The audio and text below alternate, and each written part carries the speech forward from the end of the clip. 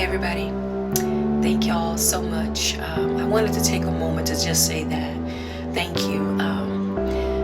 You've been noticing my post here recently about a book that I co-authored with 9 other beautiful souls that gave insight to experiences with grief, right? Grief is universal.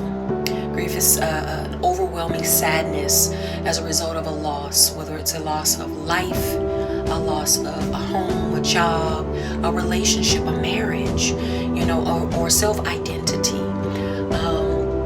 expectations, right? We all grieve differently, but one of the things that I wanted to share with you guys as part of this journey is that I learned that grief is not a destination. Yes, we will all experience it, true enough, but it's not a destination where we stay there.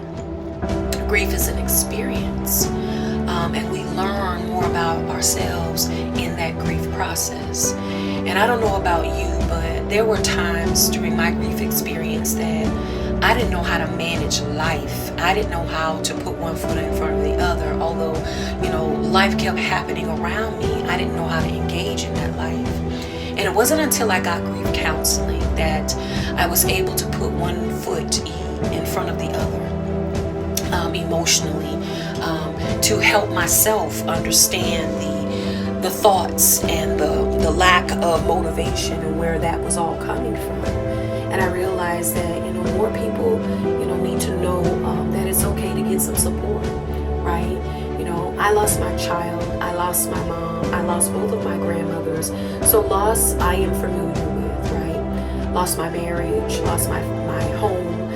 I even lost my mind, but I got it back, and that was because I decided that I wanted more for myself in the life that I still had left to live. How did I know I had life left to live? I kept waking up. It wasn't an option for me, right? The days kept coming and I kept waking up. So little by little, day by day, I began to rebuild my life. And if it wasn't for the help and support of family and friends and total strangers, people who I didn't even know, who were pouring into me and just thanking me for being so strong and supportive and encouraging. And I didn't even know I was doing that as part of my grief process. But I came to realize that, not everybody has a support to work through grief. And I think in writing the book, The Lineage of Grief, it helped me to see from different perspectives, how grief impacted others. And one of the things that I noticed, there was a theme there, and that was people not giving themselves time to grieve. People not allowing themselves or giving themselves permission to grieve because life kept happening. It's like, how can I stop what I'm doing to grieve that which I have lost when life is still going on around me? It is very hard. It is not easy. I can tell you that from personal experience, but it is possible. Where the Word of God says, I believe it's Philippians 4:13 says that I can do all things through Christ that strengthens me, right? At the end of the day, I'm not pushing my religious beliefs on anyone, but I just know that for me, I was able to stand on those words and help myself know that my strength is coming from somewhere. And I had to investigate where that strength was coming from so I can understand, like, if I can get this strength to go on in all of this, maybe this could give me some direction as well. So I did. I took time out. And it was involuntary time, okay? I had to, my body was done holding me together. It finally said to me, stop and allow me to grieve. Stop and allow me to heal.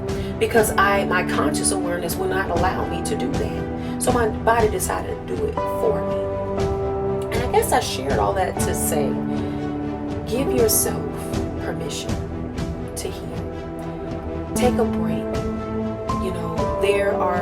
Most employers nowadays will give you bereavement time. They also have what's called EAP services. Take advantage of that. Yes, you are strong. Yes, you are resilient. Yes, you can handle anything that comes to you. But your body will tell you otherwise if you're not careful, if you're not taking care of it.